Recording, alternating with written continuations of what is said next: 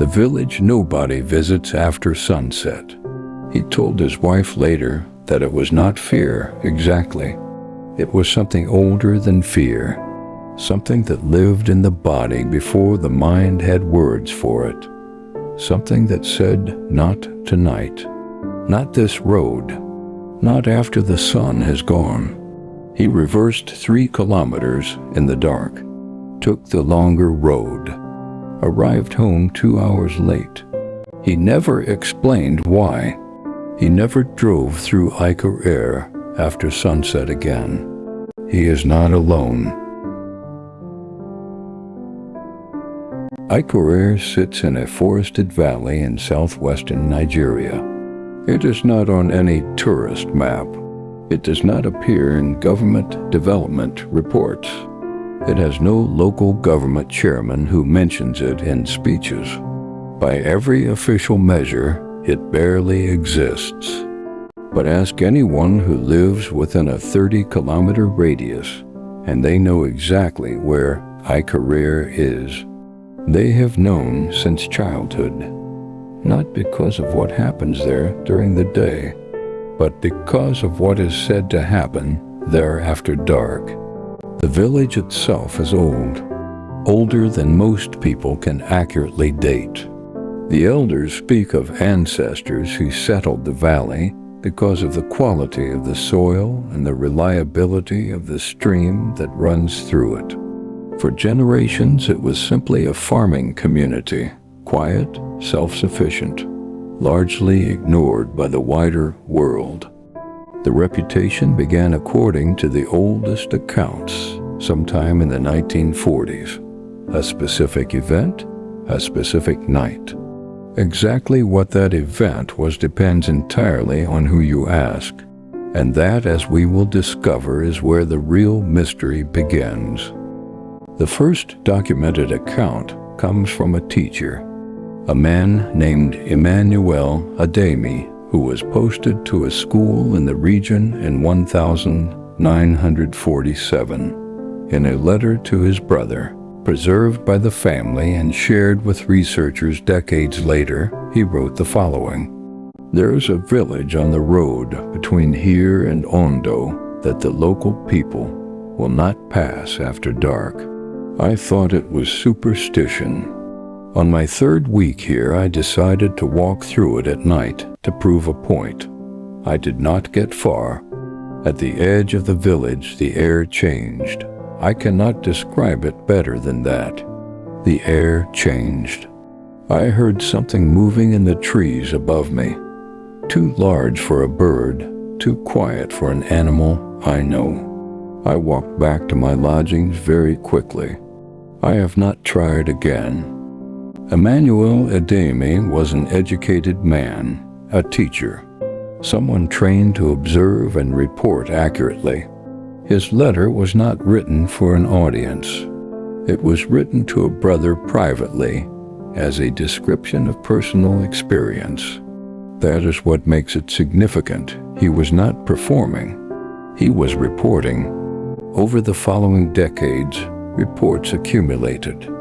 Not in newspapers, not in official documents.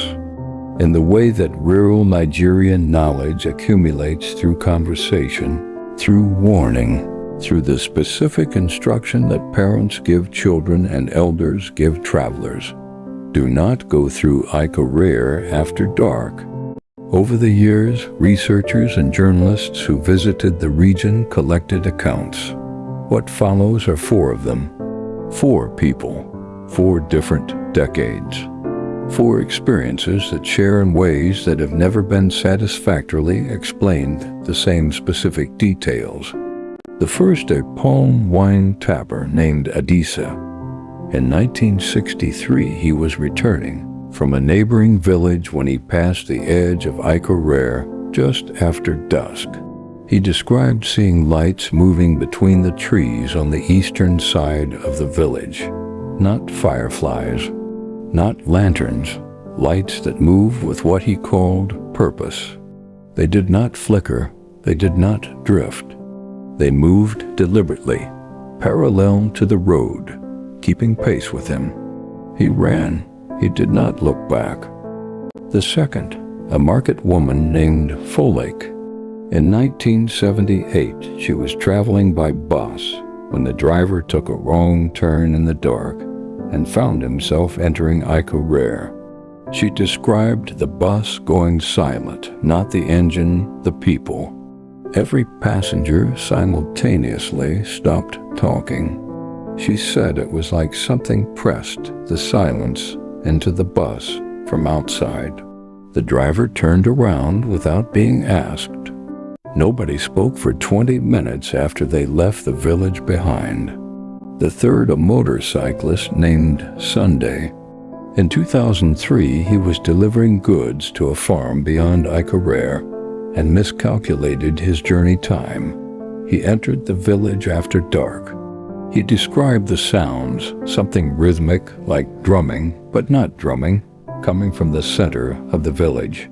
He saw no one. The village appeared completely empty, but the sound was there. He increased his speed and did not stop until he was 5 kilometers past the village boundary. The fourth and most recent is a woman who asked not to be named. In 2019, she stopped her car at the edge of Ika-Rare after sunset to check her phone for directions. She said a child appeared at the roadside. A girl perhaps 8 years old, standing completely still, watching her. She assumed the child was a local. She rolled down her window to ask for directions. The child said nothing, did not move, did not blink as far as the woman could tell.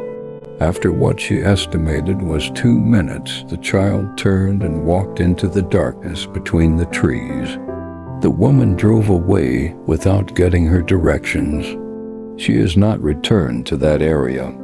4 accounts, spanning 60 years, lights, silence, sound, a child, at the roadside, different people, different decades, the same village. There are explanations. There are always explanations. The question is whether any of them are adequate. The first explanation is geological. Parts of southwestern Nigeria sit above natural gas deposits. These deposits can produce what geologists call will-o'-the-wisp flames, a burning methane that emerge naturally from the ground. They move with air currents, they appear and disappear. To someone who does not know what they are at night in a forest, they look exactly like deliberate lights moving with purpose. The lights that Adisa the palm wine tapper described in 1963 could be this.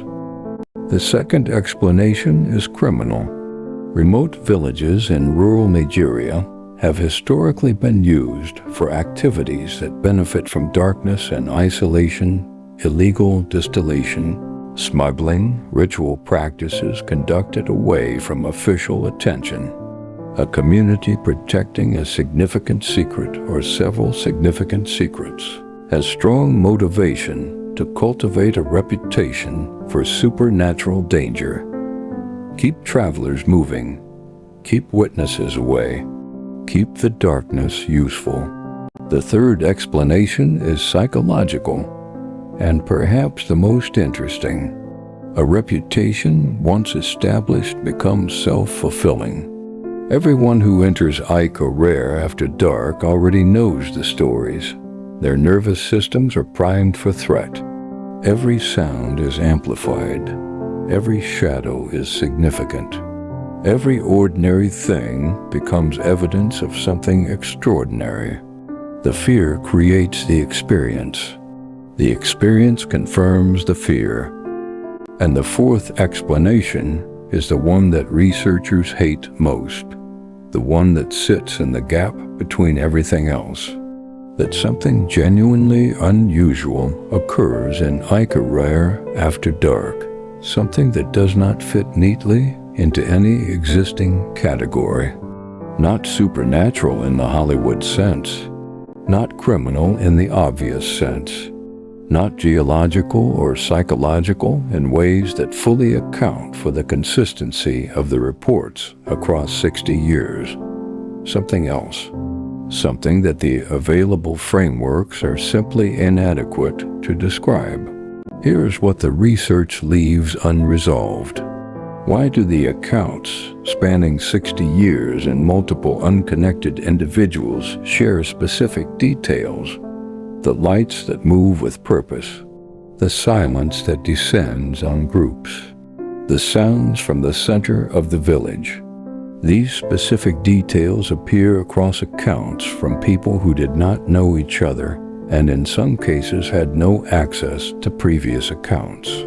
Why does the village itself, when visited during the day, feel entirely ordinary? Researchers who have spent time in Ika during daylight hours report nothing unusual. The residents are friendly. The atmosphere is unremarkable. The forest is simply forest. The stream is simply water. Why do the residents themselves, when asked directly, neither confirm nor deny the accounts? They do not say the stories are false. They do not say they are true. They say with a consistency that is itself unusual. Every place has its time, and then they change the subject. And finally, the question that has no answer. The truck driver who reversed 3 kilometers in the dark rather than drive through. He is not a fearful man by any account. He has driven night roads for 20 years.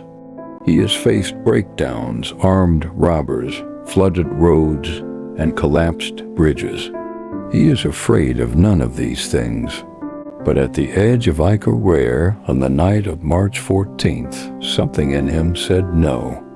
Not a thought, not a decision. Something older, something that I knew without knowing. What did it know? There is a concept in Yoruba cosmology called the threshold, the moment between two states, between day and night, between the living world and what lies beyond it. The threshold is not a place you stand in. It is a moment you pass through. And what waits on the other side depends entirely on whether you were supposed to cross. The people of the communities surrounding Ika have known for generations that the village has a threshold. They do not call it supernatural. They do not call it dangerous. They simply call it what it is. A place that has its own rules after dark. Rules that did not come from any government. Rules that did not come from any church. Rules that came his mind, with something below his mind. Something that remembered, even if he had forgotten, that not all roads are the same at night, and some thresholds are not meant to be crossed. It is fully dark in Ika now. The lights, if they are coming, will come soon. The sound from the center of the village, if it is real, will begin. And somewhere on a road 30 kilometers away, a truck driver is taking the longer route home. He doesn't know why. He never does. Neither do we, the silent mentor, because history whispers. We listen